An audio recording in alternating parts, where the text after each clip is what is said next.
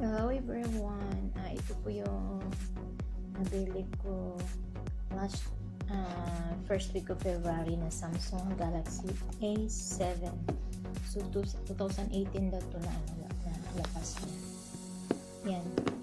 Gold yung pinili ko. I choose the gold color. Na-open ko na to. Ito yung color gold. Samsung manufacturing in Vietnam. Nakikita natin dito. Yan.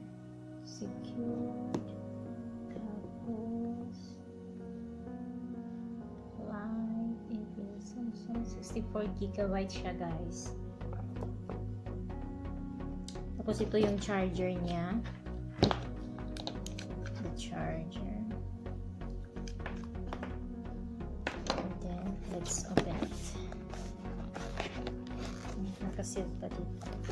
Kasi ito yung European SIM card. Okay. Let's open. Nakita ko lang sila. Open ko na to guys. I already opened it. I just want to show. So, yan.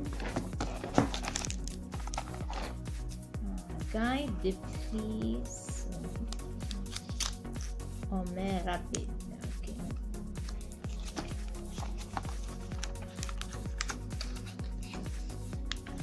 So, ito yung manual niya. Original lock guide. Guide kung paano i-connect. As usual, may manual tayo. Warranty card. May warranty.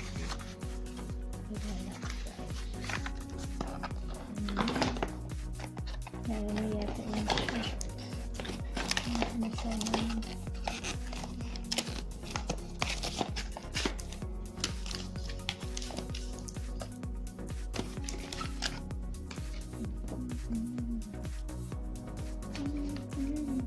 And then guys, before I forgot, dual SIM pala to siya guys. This is a dual SIM. What I like most of this one is that you can use just your fingerprint or the numbers on how to open it. But I prefer my fingerprint than numbers. So yan. Yan. Automatic. Ma-open siya.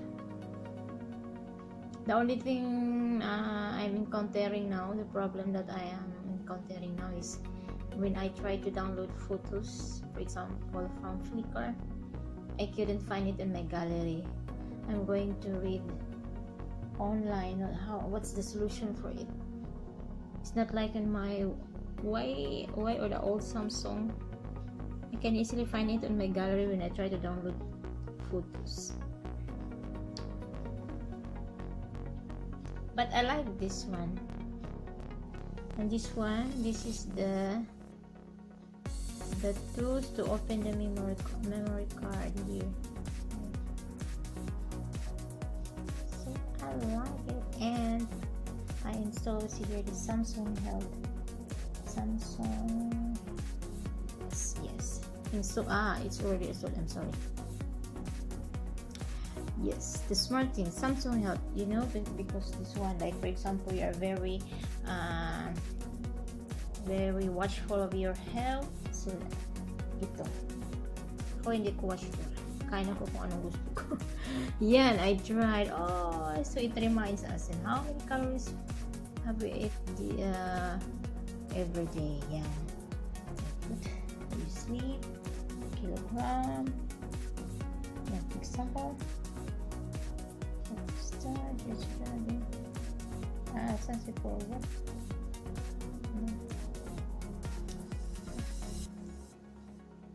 Yan, food. You can put food, add. For example, this lunch. Kasi kanina nag-rice cake ako. This lunch, I'm going to eat pizza.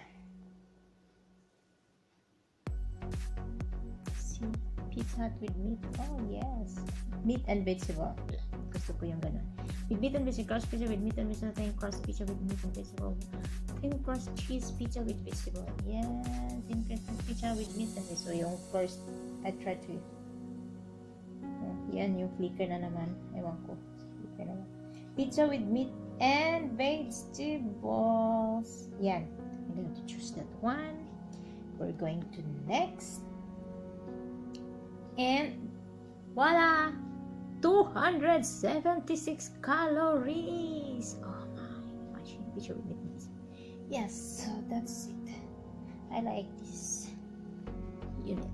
Sana masog ko na yung problema kung how to find the files or the photos that I tried to download. Saan ko makita kasi I cannot see it. I tried for it in gallery.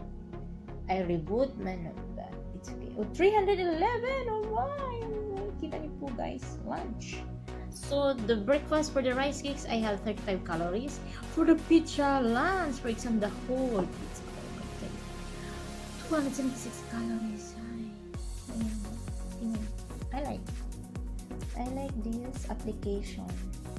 Nutrient intake summary. So all around, actual intake 37.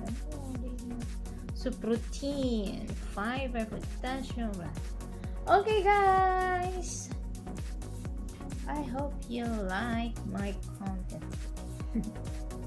So yan, this is my new Samsung A7. Yan yung application.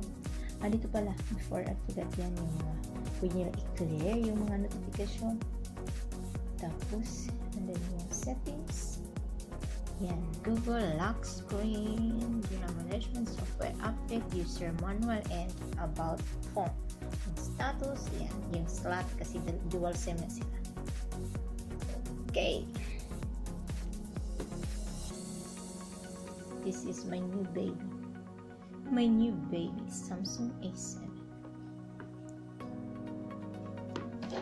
Yung charger, this is the charger.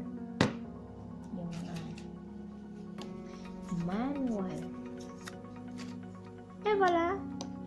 I hope you like it and see you next time.